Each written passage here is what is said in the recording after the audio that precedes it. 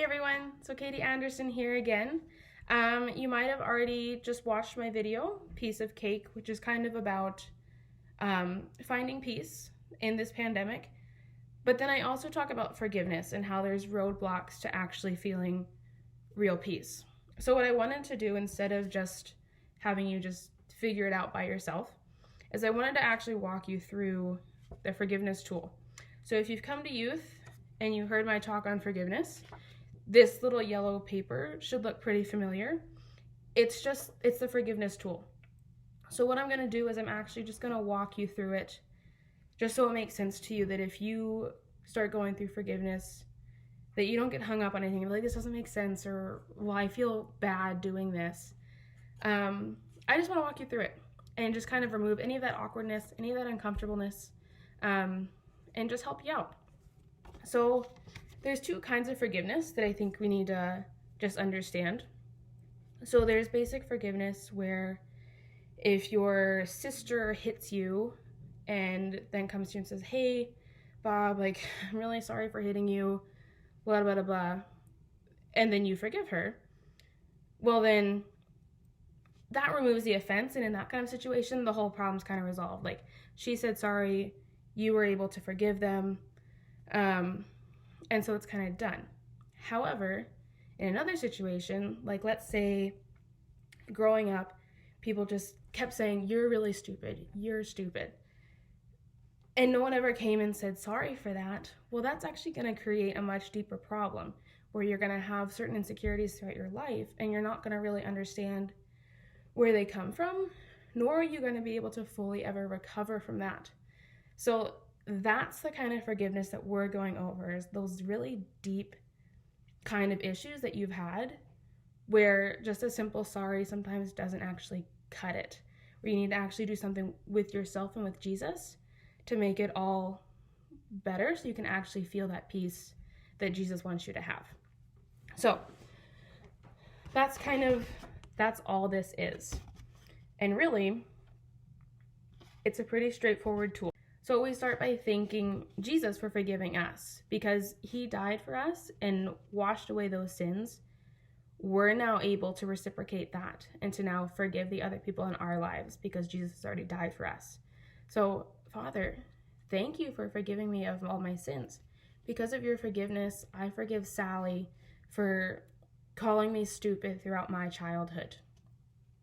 So obviously it made me feel stupid, but it also made me feel insignificant and worthless, and like I'm never going to be smart.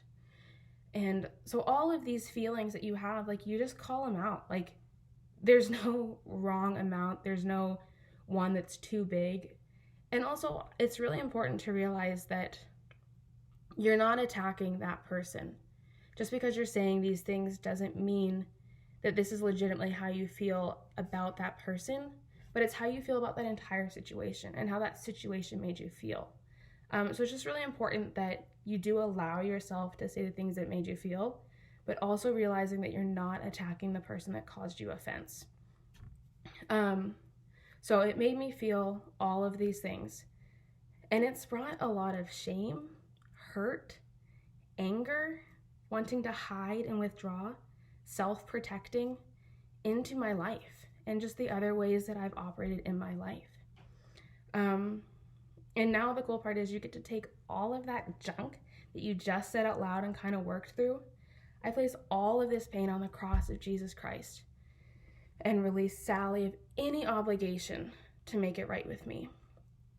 And that's not an easy thing to say, to go through all of this and just say, hey, you know what, Jesus, like, this is between you and me. So even if Sally never once acknowledges anything she did, I'm okay with that, because you're big enough to take all this pain, Jesus. And Jesus, I put all of my hope in you, Jesus, to restore everything I have lost. Because it's important to realize that you've also been robbed of something, and that you've maybe missed out on certain things simply because of your fear, of your anxiety, and you don't want to appear stupid. And so you have been robbed of things in the past, and I'm sure as you're going through this, you can think of key things. You're like, wow, if I didn't have this insecurity, I could have gone and done that with Joe, or I could have been in this class instead. There's certain things that you did get robbed of, and that's legitimate and okay to recognize and to grieve that loss as well. But now I release Sally of all of my judgments I have made. And now I ask you to bless Sally with, and this is where it doesn't have to be anything grand, because again, it's between you and Jesus. But it is important that after you've kind of brought up all that junk, that you now release just so much positivity and Jesus' light back into the air and into Sally's life, because Sally needs these blessings as well. And so we're not going to withhold that, because we're receiving Jesus' goodness. We want to share that with Sally, even if she never has any idea that we're doing this. So I bless Sally with joy. I bless Sally with self-worth, and to know that she is loved regardless of what she says or what she does. I bless Sally with fun and laughter. And it can even be so basic, because sometimes when you go through forgiveness where it's just such a massive ordeal, not only are you going to maybe have to forgive more than once, when it comes to blessing, you're going to be like, absolutely not. I will not be doing that. So don't worry about finding the grandest blessing that you can, even if it's I bless Sally with the ability to keep her mouth shut. Just start somewhere. It's okay. Jesus is good with your efforts. Just trying is gonna start breaking more ground just farther on down the road. And so now, after you've kind of gone through that little forgiveness section, just ask Jesus to show you in places in your life where you may have made a vow, or you've built up walls as a result of all that pain you've experienced. And so earlier, when I was going through all of the things that this made me feel,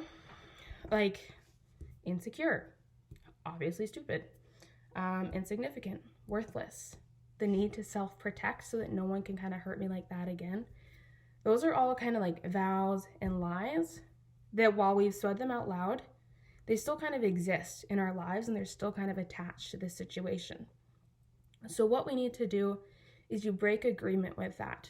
And breaking agreement is simply exactly like I said. So self-protect, where I'm just going to build up these walls so you can't actually hurt me. While that might sound like a good thing, farther on down the road, it's going to kind of stunt the love that you're able to receive, whether it be a friendly love or a romantic kind of love, because you have these walls that are guarding you from not just bad, but from also good. So what we want to do is I nail self-protecting to the cross of Jesus Christ, and I repent of ever joining with it.